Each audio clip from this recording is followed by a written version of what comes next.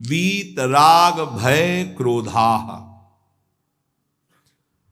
वीतराग, राग जिसका बीत चुका है, खत्म हो चुका है, उसे वीतराग कहते हैं। किसी भी वस्तु, व्यक्ति, स्थान से कोई राग नहीं है। ये भी कथा भगवान की पढ़ने से, सुनने से, चिंतन करने से राग नष्ट हो जाता है। यहां हम एक प्रार्थना करना चाहते हैं कि श्रीमद् भागवत की कथा, गीता जी और भी पौराणिक सिद्धांत, वैदिक सिद्धांत, इन पर विचार करना चाहिए।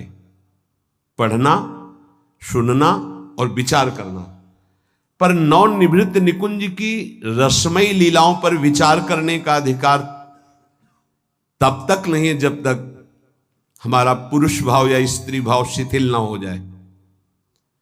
क्योंकि यदि आपके अंदर पुरुष भाव और स्त्री भाव है तो कहीं आप उन लीलाओं का प्राकृतिक लीलाओं से जोड़ न कर दे, नहीं तो अपराध बन जाएगा, हृदय मलिन हो जाएगा, हो सकता है कि आपकी भावना में फर्क पड़ जाए।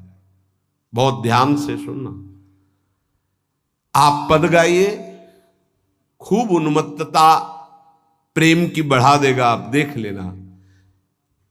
कुछ ऐसे श्लोक हैं जो वृंदावन महिमामृत में, जिनको हमने नहीं गाया क्योंकि शब्दकारी नहीं। कुछ पद हैं ऐसे जिनको नहीं केवल गा सकते हैं, उनका अर्थ नहीं, क्योंकि उस कोटि की दशा हृदय में होनी चाहिए।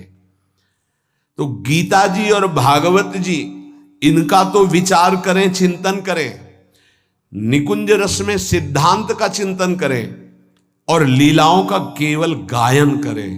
चिंतन का अधिकार देह भाव शिथिल होने पर होता है, ध्यान रखना। नहीं तो मन बड़ा विचित्र है, फिर अधिकार ना होने के कारण आप अनाधिकार चिंतन कर सकते हैं, वो ठीक नहीं रहेगा। हमारी बात को समझने की चेष्टा कीजिए। हम वृंदावन में हैं, इसलिए खूब उच्च स्वर से गा करके कभी कभी थोड़ी व्याख्या भी स्पर्श कर लेते हैं।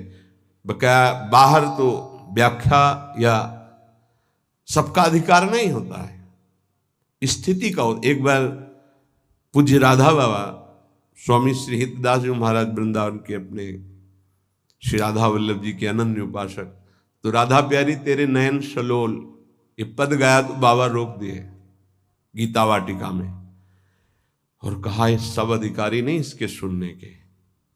आप सब में वहां 10-5 लोग बैठे होंगे, तो उनका बाबा हम तो वृंदावन वासी, हम तो माइक से गाते हैं, हजारों के बीच में गाते हैं। बाबा ने कहा तो बहुत गुप्त बात है। बोले बाबा यहां गुप्त होगी, लेकिन वृंदावन तो महल है महारानी जी का और वहां सब रसिक जन ही हैं। तो इन पदों की व्याख्या ना पढ़ना। नए उपासक को अर्थ सहित वाणी नहीं खरीदनी चाहिए। सिद्धांत जब तक परिपक्व नहीं होगा, आप सिद्धांत भागवत और गीता जी का स्वीकार कीजिए, मंत्र और उपासना निकुंज की और वाणी गायन कीजिए, आप पहुंच जाएंगे वही। हमारी बात मान लीजिए। प्रथम सुने भागवत भक्त मुख भगवत बानी, ये पहला सूत्र है। भागवत और गीता जी के विचार से परिपक्व हुई बुद्धि, देह भाव जिसका शिथिल हो चुका है और रस गायन से रस की उत्पत्ति, वो आगे बढ़ता है। ऐसे पदों का अगर अर्थ चिंतन करेंगे तो अनर्थ भी उत्पन्न हो सकता है आपके मानस पटल पर।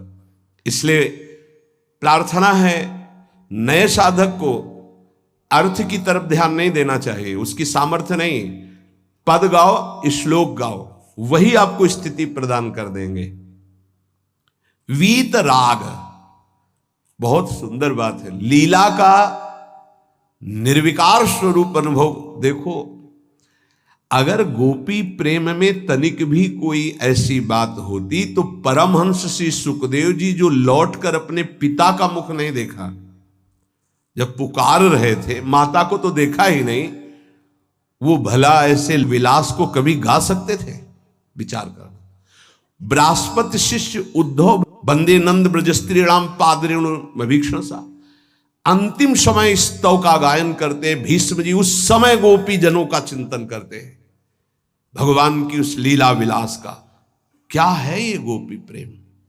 कोई ऐसी रहस्यमयी प्रेम वृत्ति है जो बड़े बड़ों को समझ में आने वाली नहीं है। इसलिए गायन करें। गायन से आप रास पंचाध्यायी के फलस्तुति को पढ़िए, उसमें लिखा है ये श्लोक पुरा में याद नहीं, विक्रीडितम ब्रजबधु भीरदम च विष्णु, इस श्लोक में है कि जो श्री कृष्ण की इस रासलीला का जो गोपी जनों के साथ भगवान अद्भुत सुख वर्षा कर रहे हैं, इसका जो गायन करेगा, पाठ करेगा, वो हृदय रोग से रहित हो जाएगा।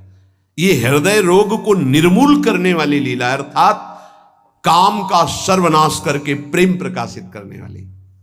श्रीमद चतुरासी जी की फलस्तुति में लिखा है, भवजल निधि को नाव और काम पावक को पानी।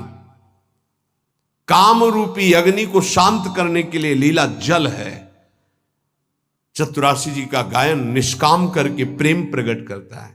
यहां प्रार्थना है, अर्थ की तरफ दृष्टि मत ले जाना।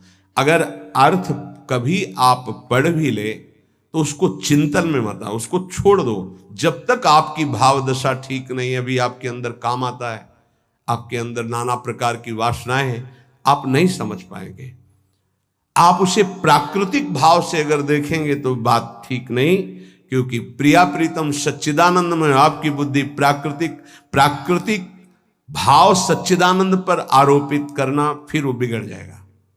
इसलिए यहां प्रार्थना करते हैं, नवनिवृत्त निकुंज के पदों का गायन, चिंतन भागवत गीता जी के सिद्धांतों का, देह राग को शिथिल करके फिर चिंतन जो प्रकट होता है वो आंसुओं से भींगे हुए कपोल वाला होता है। गदगद सुर नैना सजल दंपति रस रहे भीन। इसलिए उपासक को चाहिए कि जब तक देह भाव शिथिल न हो जाए तब तक ऐसे ऐसे श्लोक रस भरे हैं जिनको आप बिल्कुल नहीं समझ सकते। इसलिए भगवान की अवतार लीला, भगवान के उपदेश, देखो शास्त्रों में हमने पाया कि जब अपने शिष्यों को उपदेश गुरुदेव करते हैं तो उनसे कहते हैं कि देखो भाई,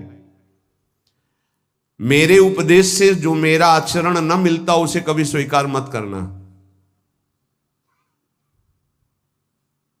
मेरे उपदेश से जो मेरा आचरण या शास्त्र की आज्ञा से जो मेरा आचरण न मिलता हो उसे कभी अनुकरण मत करना।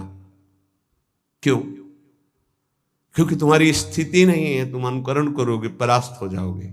मेरा जो तुम्हारे लिए उपदेश है, शास्त्र की जो आज्ञा है, उसके अनुसार चलना। आप सोचो, जगत गुरु भगवान श्री कृष्ण की लीला का कोई अनुकरण कर सके? जैसे रास लीला का नहीं कि भगवान इतनी गोपियों के साथ नृत्य कर रहे हैं। भगवान के इस दिव्य प्रेम विलास को तुम रास किसको संबोधन कर रहे? बोले रास रचा के आ रहा है। घोर अपराध भरे शब्द बोल रहे हो। भगवान रास जो कर रहे हैं वो आत्म स्वरूप का विलास है, वो किसी व्यक्ति या स्त्री पुरुष का नहीं है। भगवान ने जो कुछ लीलाएं ऐसी की जिनका अनुकरण स्वाभाविक करके हम प्रेम मगन हो सकते हैं। कुछ लीलाएं हैं जिनका गायन करके प्रेम में मगन हो सकते हैं। कुछ लीलाएं हैं कि पढ़ सुन करके हम गर्वित हो सकते हैं, मेरे प्रभु ऐसे।